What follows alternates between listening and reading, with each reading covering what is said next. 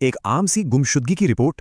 शुरुआत में सब कुछ एकदम नॉर्मल लगता है, लेकिन फिर अचानक कुछ ऐसा सामने आता है जो रोंगटे खड़े कर देता है।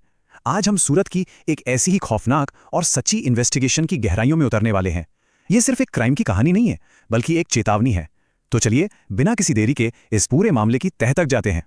इस केस की सबसे डरावनी बात एक पति का वो कबूलनामा है, जिसने पुलिस की एक रूटीन इंक्वायरी की पूरी दिशा ही पलट कर रख दी। एक कागज के टुकड़े पर लिखा था, मैंने जो जुर्म किया है उसके लिए सिर्फ और सिर्फ मैं ही जिम्मेदार हूं। जरा सोचिए, ये एक लाइन उस इंसान के दिमाग के बारे में कितना कुछ बता देती है जिसने इस भयानक वारदात को अंजाम दिया। भाग 1, अ मिसिंग पर्सन रिपोर्ट, यानी गुमशुदगी की रिपोर्ट। कहानी बिल्कुल वहीं से शुरू करते हैं जहां से गुजरात पुलिस ने जांच शुरू की थी। गोडादरा पुलिस स्टेशन में सब कुछ किसी आम केस जैसा ही लग रहा था, लेकिन यहां जो चीज सबसे ज्यादा चौंकाने वाली है वो है घटनाक्रम की तेजी। ध्यान दीजिए, पहले दिन 39 साल की शिल्पा गायब होती हैं। पूरे 4 दिन बीतने के बाद उनके पति विशाल उनकी गुमशुदगी की रिपोर्ट दर्ज करवाते हैं, और फिर सबसे अजीब मोड़ आता है। रिपोर्ट लिखवाने के ठीक 2 दिन बाद विशाल खुद अचानक कहीं गायब हो जाते हैं।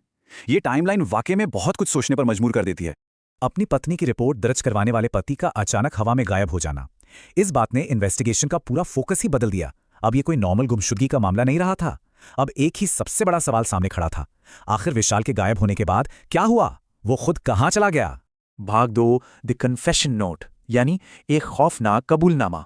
और उस सवाल का जवाब कहीं बाहर से नहीं मिला, बल्कि उसी घर के अंदर से सामने आया। कहानी में सबसे दर्दनाक मोड़ तब आता है जब उस कपल के छोटे बेटे को अपने पिता की छोड़ी हुई एक हाथ से लिखी चिट्ठी मिलती है। उस मासूम बच्चे ने बहादुरी दिखाते हुए वो चिट सीधा पुलिस के हाथों में सौंप दी।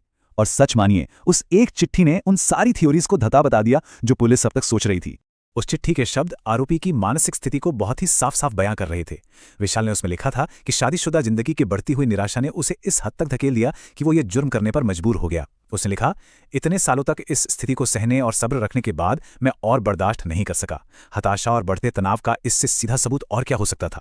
लेकिन इन्वेस्टिगेटर्स के लिए सबसे क्रूशियल पॉइंट था उस चिट्ठी में लिखा हुआ एक एकदम सटीक दिशा निर्देश। विशाल ने साफ साफ मान लिया था कि 20 अप्रैल 2026 को उसने अकेले ही इस जुर्म को अंजाम दिया, और सबसे ज्यादा सुन कर देने वाली बात, उसने अपनी पत्नी की एग्जैक्ट लोकेशन भी बता दी थी। चिट्ठी में लिखा था, मेरी पत्नी शिल्पा उस पुराने घर के अंदर है। पुलिस के लिए ये कोई छोटा मोटा सुराग नहीं था, ये केस को क्रैक करने की चाबी थी। भाग 3, अ ग्रूसम डिस्कवरी, यानी एक खौफनाक खोज।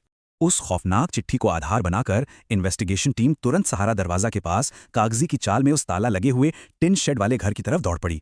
ये सलाबतपुरा में विशाल का पुराना पुश्तैनी घर था, और जैसे ही पुलिस उस खंडहर हो चुके घर के अंदर घुसी, उन्हें एक बहुत ही रहस्यमयी लकड़ी का बड़ा सा बक्सा मिला। उस बक्से को ताजे सीमेंट और फोम से बहुत ही अजीब तरीके से सील किया गया था।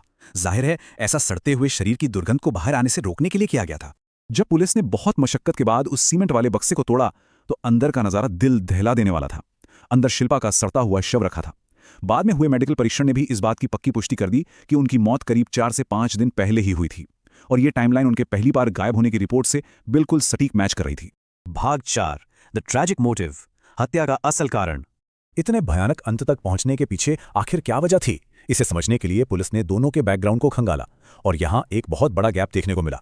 39 साल की शिल्पा एक काफी हाईली एजुकेटेड और सक्सेसफुल मेडिकल प्रोफेशनल थी। उन्होंने फूड एंड न्यूट्रिशन में एमएससी की थी और हाल ही में अपना खुद का डाइटिशियन क्लिनिक भी खोला था। वहीं दूसरी तरफ 40 साल का विशाल, जो पहले डायमंड पॉलिशिंग का काम करता था, पिछले कई सालों से पूरी तरह बेरोजगार था। दोनों की जिंदगियों में जमीन आसमान का फर्क आ चुका था। पुलिस के मुताबिक इसी असमानता और बेरोजगारी ने उनके बीच लगातार होने वाले झगड़ों की नींव रखी। 2010 में उनकी शादी हुई थी और उनके 2 बेटे भी थे, लेकिन विशाल को हमेशा शिल्पा के अफेयर का शक रहता था। जब भी शिल्पा अपनी प्राइवेसी के लिए उसे अपना मोबाइल फोन चेक करने से मना करती, तो विशाल गुस्से से पूरी तरह बेकाबू हो जाता था। रिश्ते में ये एक बहुत ही डार्क और खतरनाक पैटर्न बन चुका था। भाग 5, अरेस्ट एंड इन्वेस्टिगेशन, यानी गिरफ्तारी और जांच। अब उस लिखित कबूलनामे और पक्के सबूतों के हाथ लगने के बाद पुलिस ने बिल्कुल वक्त बर्बाद नहीं किया। उन्होंने तेजी से फरार पति की लोकेशन ट्रेस की। सूरत शहर के बाहरी इलाके में एक ग्रामीण क्षेत्र में छिपे हुए विशाल साल्वी को पुलिस ने आखिरकार ढूंढ ही निकाला और फौरन हिरासत में ले लिया। गिरफ्तारी होते ही शिल्पा के शोक संतप्त पिता प्रदीप कोस्टा ने सबलपुरा पुलिस स्टेशन में एक एफआईआर दर्ज करवाई, और इसी के आधार पर विशाल के खिलाफ हत्या का फॉर्मल चार्ज लगाया गया। इस खौफनाक केस में कानूनी प्रक्रिया और आगे की जांच पूरी सख्ती से जारी है। इस पूरे मामले को देखने के बाद बस एक ही बात जहन में आती है, एक घर की चारदीवारी के अंदर पनप रहा बिना किसी रोक टोक का शक इतनी खामोशी से एक ऐसे भयानक और सोचे समझे अपराध का रूप कैसे ले लेता है? एक टूटते हुए रिश्ते के अंधेरों में क्या कोई ऐसी चेतावनियां होती हैं जिन्हें शायद समय रहते पहचाना जा सकता था? ये एक ऐसा सवाल है जो इस केस के खत्म होने के बाद भी काफी लंबे समय तक चुपता रहेगा।